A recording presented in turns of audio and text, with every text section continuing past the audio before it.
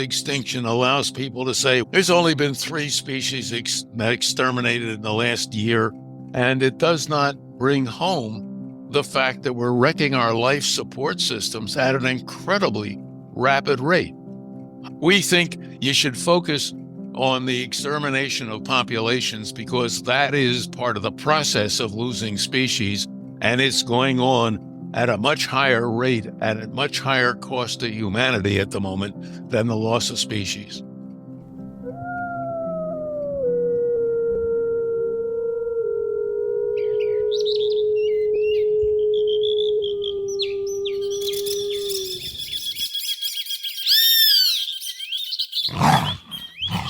You're listening to the Rewilding Earth podcast.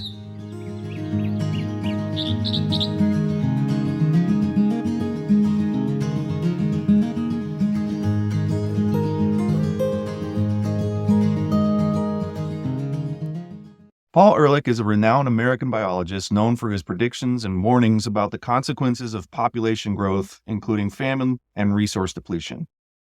Paul has had a long and successful career as an author, Stanford professor, and strong voice in support of nature. His new book, Before They Vanish, Saving Nature's Populations and Ourselves, with co-authors Gerardo Ceballos and Rodolfo Durzo, urges us to shift our thinking rather than succumb to grief over the losses that humanity faces. Today, I talked to Paul about this shift in thinking and what it's really going to take for us to turn around the destruction that humans have caused. Spoiler alert, Paul suggests that the hard work ahead could even be fun. Paul, it's a great honor to have you on the Rewilding Earth podcast. It's my great pleasure because I just, with 2 colleagues, finished a book on rewilding the earth, and I've been a great fan of the efforts of my ex-student, Michael Soule, and a lot of other people on trying to move in the right direction. In the beginning of the book, you argue that conservationists have placed too much emphasis on the extinctions of entire species, and you offered a shift in focus, a way we might look at it, that we communicate the work that we do when it comes to extinction. It's a problem that I and my colleagues have been concerned about for decades now, but more particularly when finally biodiversity loss became something that some of the public was aware of. There was a very fine book written about species extinction. There was one that I wrote with my wife on species extinction, which of course was a brilliant book, but it was followed by some others. And of course, the extinction of species in the long term is an incredibly important thing for humanity, since the other species of our planet are our life support systems. And if we, as I've often said, when you're wiping them out, you're sawing off the limb you're sitting on. But one of the problems that we saw was that, of course, by the time a species is ready to go extinct, its role as part of our life support system is inevitably reduced. There was a time when I had hopes of seeing the ivory-billed woodpecker. It was reported to have been seen just about a decade or so ago, and I would have loved to have seen it, but it apparently isn't there. But beyond that, of course, when there's only a very few of an organism left, they're not playing the important role that we once thought they had. There was a time when indigenous Americans lived off of the buffalo, basically. And there were millions and millions of buffalo. And the actual U.S. government took up the project of exterminating the buffalo in order to get the Native Americans and suppress them and starve them out. The buffalo still exists. You can still see groups of them or small herds in certain places, but the role they played in I guess you would say, the economy of North America before the Europeans wrecked it was major and no longer possible after the attempts were made to almost exterminate it. And same thing could be said, for example, if we wipe out the honeybee in North America, there would be billions of dollars of loss in agriculture, but the species would still be around. It evolved in Southern Asia and in Africa, and it would still be in Southern Asia and Africa, as well as Australia and some other places. One of the things that we have been worried about is the emphasis on species extinction allows people to say, there's only been 3 species exterminated in the last year. That's very small numbers out of the billions of species. And it does not bring home the fact that we're wrecking our life support systems at an incredibly rapid rate. We think you should focus on the extermination of populations because that is part of the process of losing species, and it's going on at a much higher rate, at a much higher cost to humanity at the moment than the loss of species. So a lot of our listeners are working conservationists, volunteers who are hyper interested in all things rewilding, different conservation topics. They have different specialties. They can tend to get burnt out. You look at the headlines and you read a couple of books and all of a sudden you're like, I'm not sure if I want to do this anymore. What does it look like in your mind when conservationists are using this shift in thinking to replace some of the talk that we spend on it's okay, we still have bees, to it's not okay, we don't have enough pollinators? The species is okay because technically it's still here and not extinct, but what's the overall pollinator? Is that how we're talking about it when we're going out and communicating with people? That's how I think we should communicate with people. The economists have missed this entirely. The great economist who wrote The Wealth of Nations,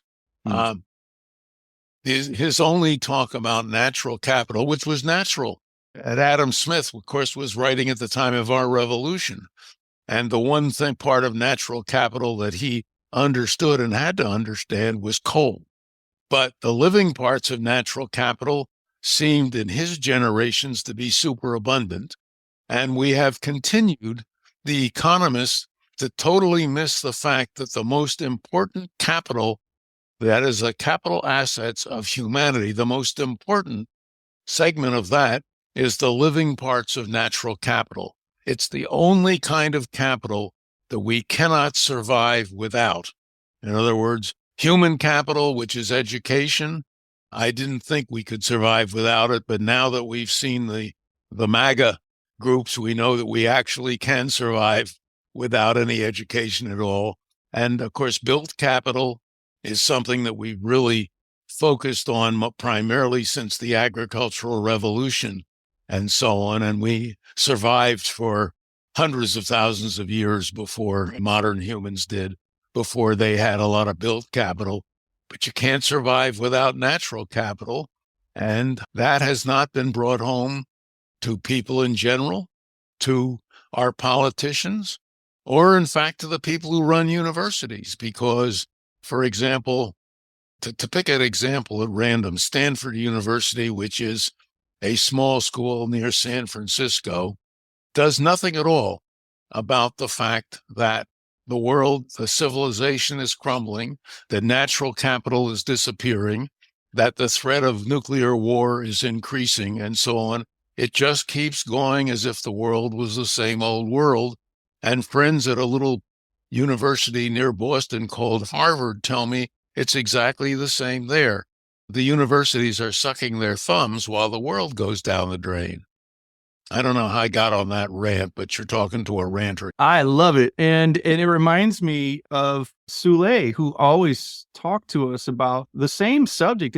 It is sad when I think back on when he was talking about this and how little has changed since in all of that time. But he was talking about how we need to get out of the labs. We need to get out into the wild. We can't just study everything in a petri dish under a microscope. And then when we have discoveries, we can't just present the data in our heady publications, read only by the elite, untranslated for the masses. We have to be advocates. We have to speak for the wild and for the things that we care about, and thus conservation biology. I've always been very proud of him. Not only was he one of my 2 first students, both of whom were brilliant and worked in the right direction, but Michael was just sensational that way, and his own research was very interesting. And some of it, for example, came right home to people living in Southern California and so on when he talked about the problems of exterminating top predators down there and so on. Obviously, Michael was a close friend, and I miss him greatly. And we divided our efforts in two directions. Michael and also my colleague, who is a co-author in the book, Gerardo Ceballos, concentrated a lot on putting aside land and trying to reduce human impacts on long stretches, which is what rewilding normally is taken to be. But of course, another element where I've worked on very hard is trying to get climate disruption stopped and trying to stop the flow of poisons and microplastics into our environment, which not only get us, but of course get the other organisms who we're dependent upon. So the rewilding really means shifting backwards and reducing the scale of the human enterprise to the point where our life support systems can continue to support us. Yeah.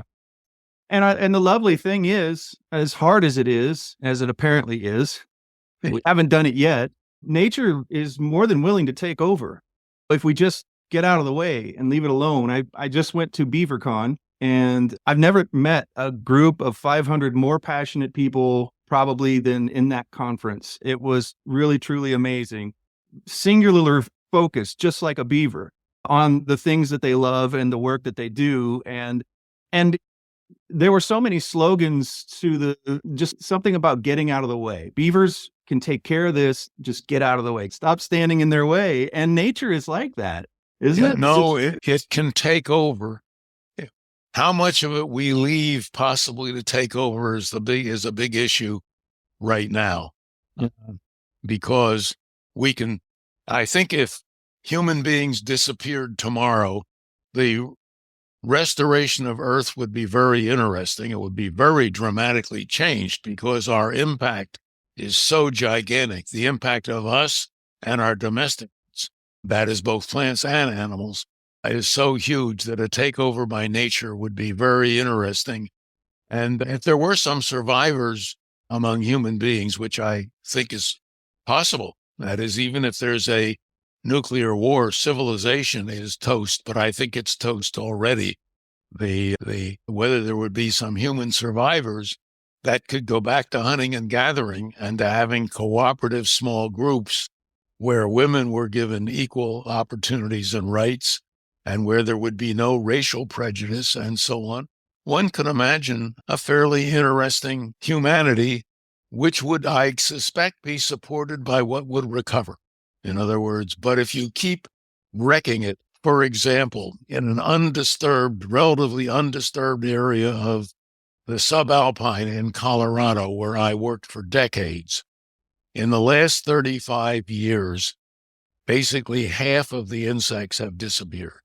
And that's really true over much of the planet. We've probably wiped out something on the order of half of the biodiversity of the planet, not half the species, but half the number of individuals or colonies of organisms that we need.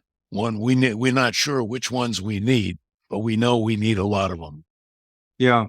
I think that's one of the things I try to, just the way my mind works, I try to simplify very complex issues as much as possible for my own sanity. And what I really love and why I made that comment about nature taking over is it feels good. It makes my brain feel good when I say those words. And it also feels good with what you just said. It just, things being able to stitch themselves back together. It's already a humongous problem trying to get humans to act on their own behalf.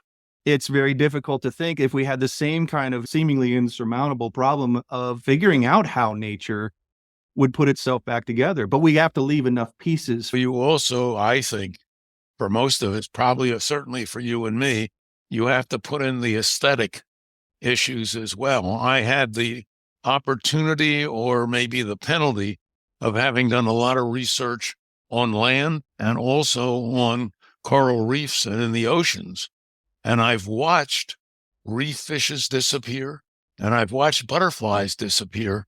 And I could start a butterfly collection tomorrow as far as my own desires go, and there still are butterflies in some parts of the world, but they are disappearing. A recent studies show the same thing. As a matter of fact, a very close colleague of mine who's a little older than I am, as in Georgia, went into the mountains this last spring for a little vacation, and he said there were no butterflies. He saw one tiger swallowtail, which when I lived in the East was one of the super common butterflies. Yeah. They're gone. They're beautiful. They're wonderful. They're going. And reef fishes, same thing. When I revisit reefs that I worked on 30 or 40 years ago, they're desolate now, largely. And the worst thing is that the acceleration is going. In other words, what we lost in the last 30 years is nothing compared to what's programmed for loss in the next 30, unless we take steps that are completely foreign to our politicians and human beings in general today. In other words, the changes that will be necessary if we're going to save ourselves by saving biodiversity. The idea, for instance, that we're going to stop burning fossil fuels when actually all the efforts we've made so far to substitute non-fossil fuel sources of mobilizing energy have not changed the amount of fossil fuels we're burning over the last 20 or 30 years. We're going right down the drain, knowing what we're doing. And when I watch commercials on television and I see SUVs rolling off the production lines, even if they're all electric, somebody has to make the materials to make an all-electric vehicle, and then somebody somewhere has to generate the energy to run the thing. And if you leave it to the engineers or the Chinese, for instance, with their Belt and Road Initiative, what they basically want to do is pave the entire planet so they can run even more electric vehicles over it. And how they're going to power them, they'll figure that out sometime in the future, probably with fusion power, which will be available in 30 years. I'm very familiar with it because 70 years ago, I was told that fusion power would be available in 30 years. And according to my good friend and colleague, John Holdren, who's the smartest physicist on the planet and was Obama's science advisor and did his dissertation on fusion power computing, just thinks it's a joke. In other words, these people are feeding humanity a series of cleverly constructed lies in order to improve their profits for the moment, even though the worst actors are so rich that if 90% of their assets were removed, which I think they should be, they would still be filthy rich. I remember when I was canvassing for Greenpeace and I'd knock on doors and people would say, well, you guys just want to go back to the caves. And they paint this stark picture of what it would be like without all these modern plastic gas-powered conveniences. And you can see it in their eyes. They think it's terrible. They think it's horrible. We fought really hard to get where we are. Why would we go back, even if what you say is true? Yeah, you're correct. And this is where I've got it over you, because I remember those days very well. And we had a rich, happy life in the United States, even during the Second World War. And I remember I was just starting to read newspapers at the beginning of the Second War. I was born in 1932. And of course, the war hit us in late 1941. And Ann and I both asked our parents shortly after that, would they still continue to publish newspapers after the war? Because everything in the newspapers was war news. And yet, even with rationing and so on, we lived quite happy lives in the United States, and in Des Moines, me in North Jersey. And there was no feeling. We had almost nothing in play. There was one kind of plastic called Bakelite, which we had for a few things. We didn't have cell phones. And boy, could I do without cell phones. I don't even want text messages. I thought when it started coming along that the web might be a really fine thing for education. But now I have serious doubts. We're building a generation of children now who are nearsighted because they spend so little time looking anywhere except at a screen in front of them. So the idea that we have made enormous progress when it comes to human relations and so on, we made progress too rapidly in things like military technology and too slowly in areas like ethics and mental health and so on. And we're suffering more and more from that steadily. When you can have a presidential candidate who's clearly out of his mind, demented, ignorant, and so on, and millions of people will vote for him, we'll see we're just back like we were in 1933 in Germany. We just imitated one of the biggest mistakes humanity has ever made on a larger scale. The people at risk today are many more people that were at risk when Hitler was taking over Germany. Yeah.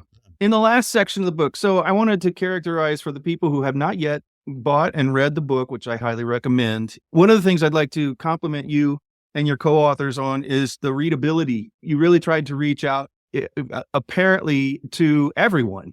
It wasn't a book just for us conservationists, but you really made everything easy to understand. The last section of the book, The Cure, a Bittersweet Pill, I was like, oh boy, here it comes. How bitter and how sweet is this going to be? First of all, you're correct at what we aimed for. We also, obscurely, but so that people can do it, you can look up what the scientific literature says about virtually any issue we discuss. In other words, the references are all in there, but we tried to make them only for people who care enough to want to really check into what is known about something. Mm-hmm. But the cure, as far as I'm concerned, is not as hideous as people would think. What the main cure has to be reduction of the scale of the human enterprise, because, first of all, we know as closely as we can that there are too many people on the planet and that they are trying to get more and more from less and less. In other words, they are overstressing their resource base. The most recent thorough study of that was done by the best economist on the planet, Sir Partha Dasgupta, in England, with the full support of the British government and with many people working for him, did a study on the economics of biodiversity. And it's a big thing. It's highly technical and on, but the basic conclusion, which most people can take on board, is that he and his colleagues calculate, as well as we can calculate today, that humanity's life support systems might support permanently about 3.5 billion people if everyone were willing to live at a Mexican standard of living.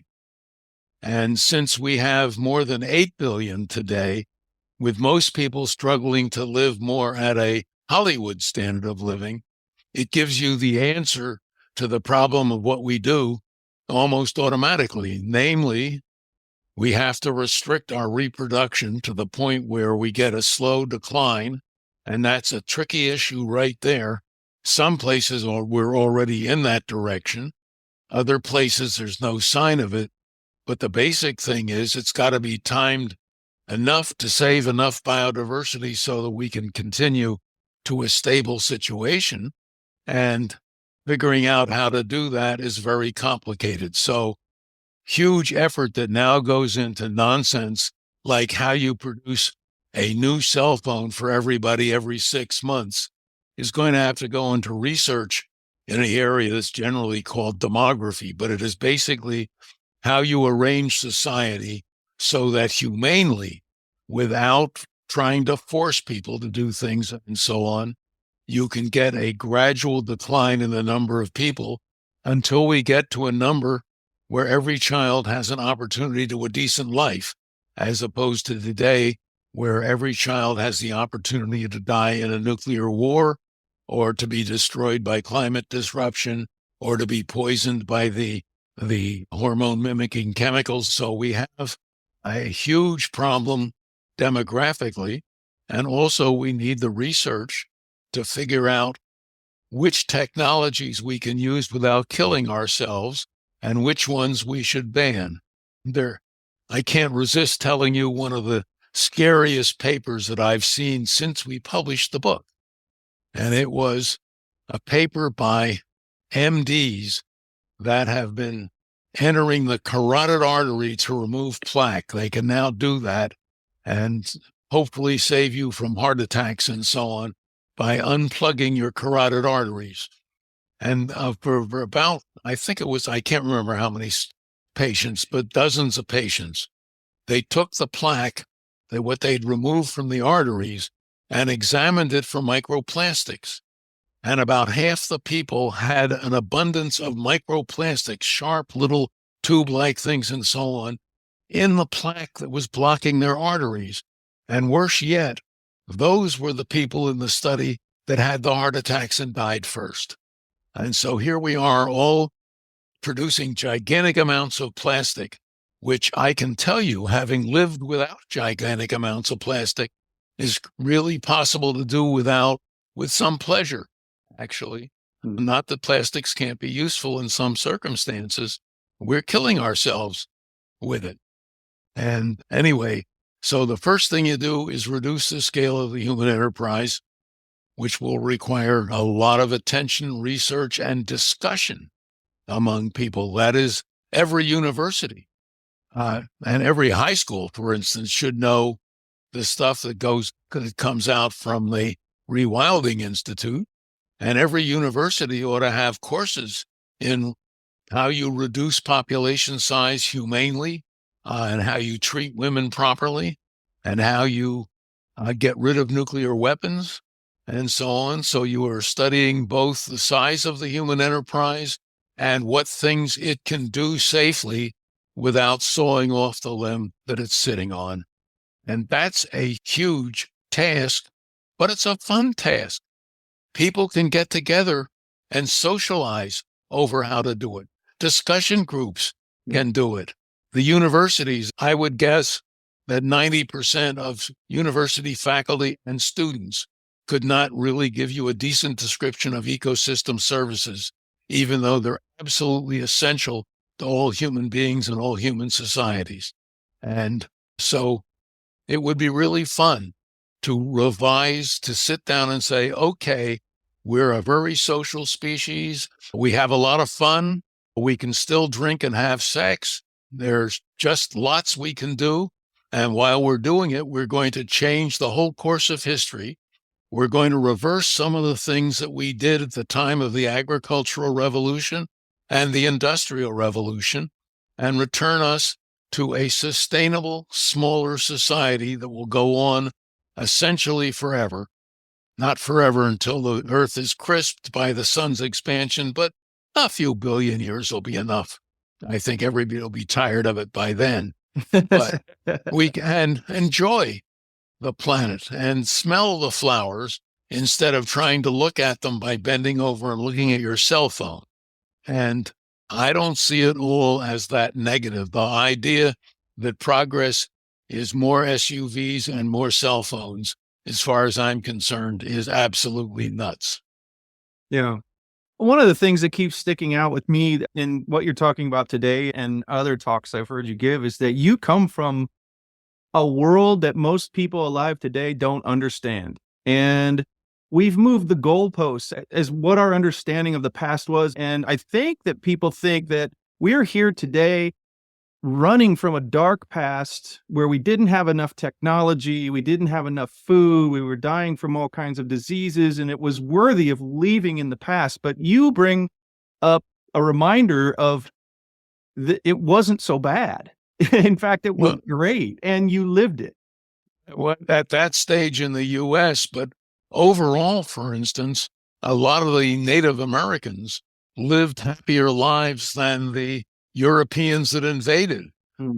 Some of the native cultures in North America were appalled at a society where there were captains and kings, and you had to do what other people said.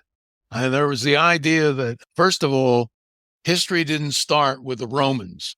We are a species, modern human beings, lasted at least 300,000 years, and the agricultural revolution was 8,000 or 10,000 years ago, depending on where. And that's where the big change came.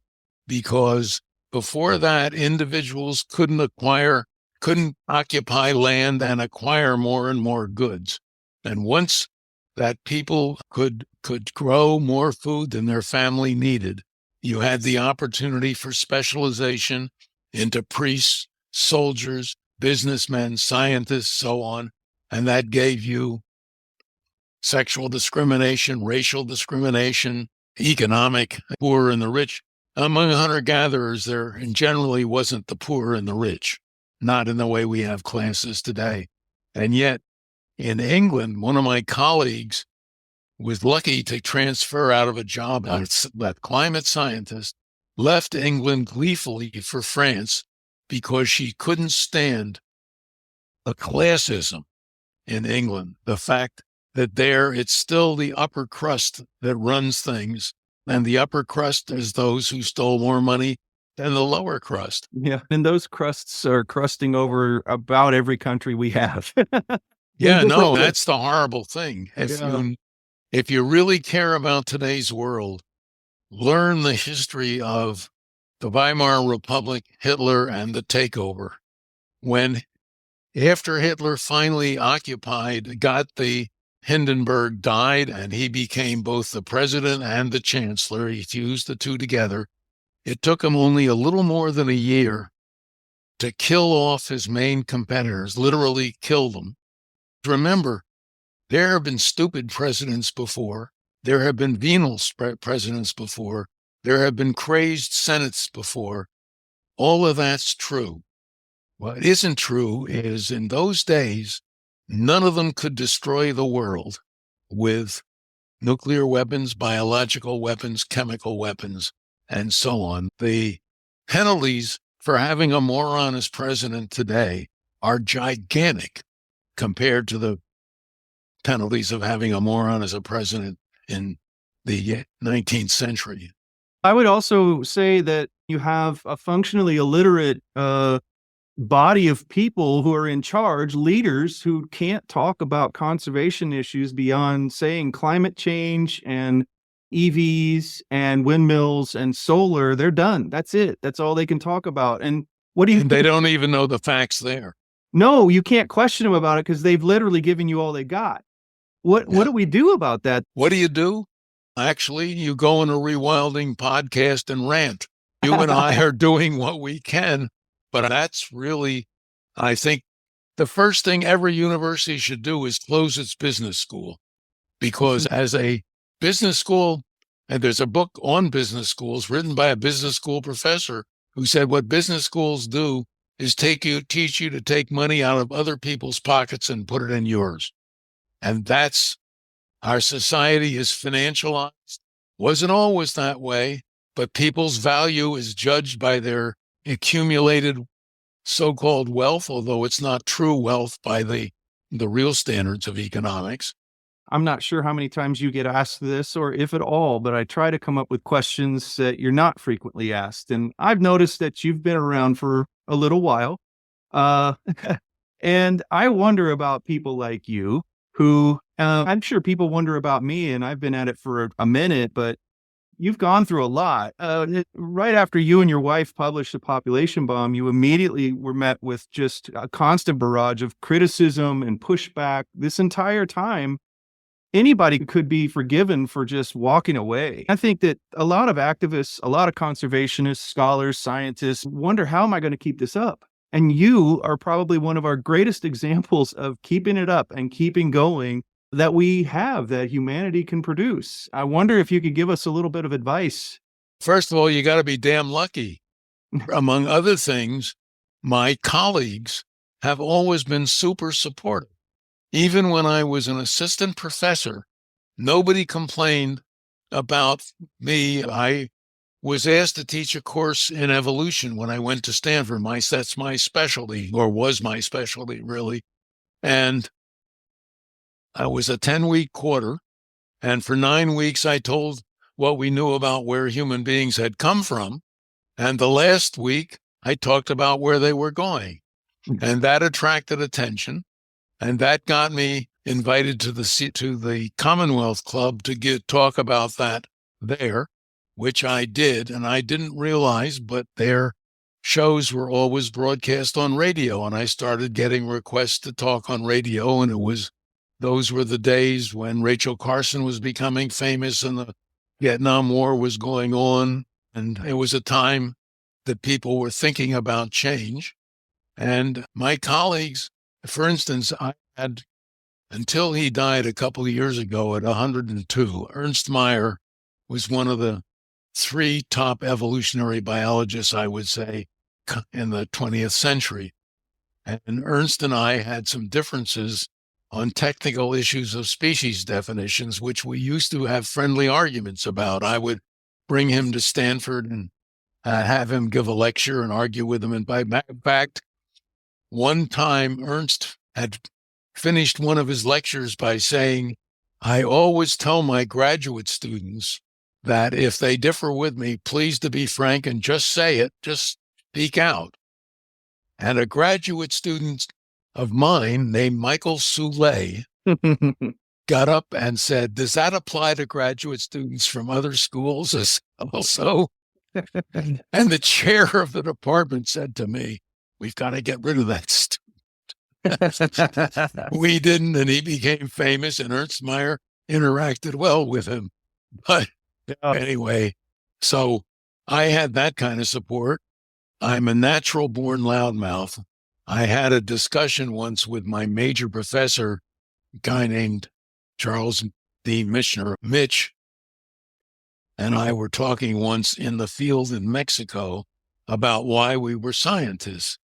And I said, I'm a scientist primarily because I like finding out seeing new things. I'm very curious.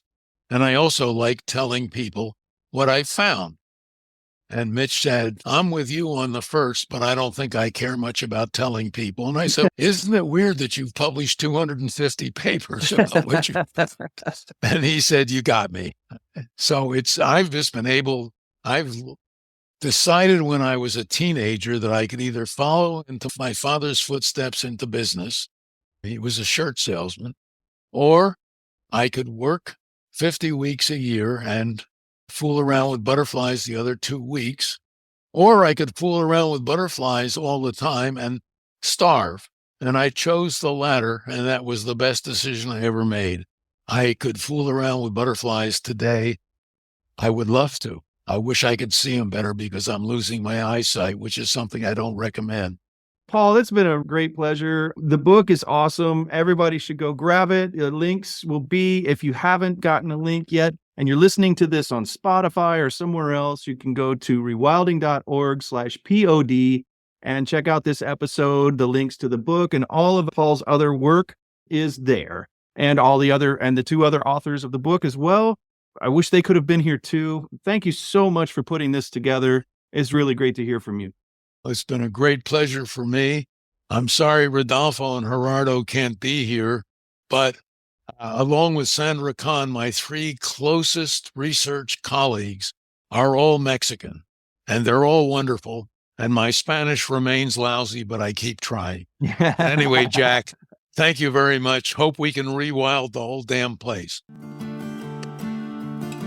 Thanks for listening to the Rewilding Earth podcast. We do what we do because of you. This podcast is supported by listeners like you who long to live in a wilder world. Please consider donating at rewilding.org and subscribe to our weekly news and article digest while you're there. To go the extra mile, you can follow and share Rewilding Earth on Instagram, Facebook, and Twitter. Bonus points for sharing this podcast with your friends. To listen to past episodes, go to rewilding.org/pod. That's rewilding.org/pod.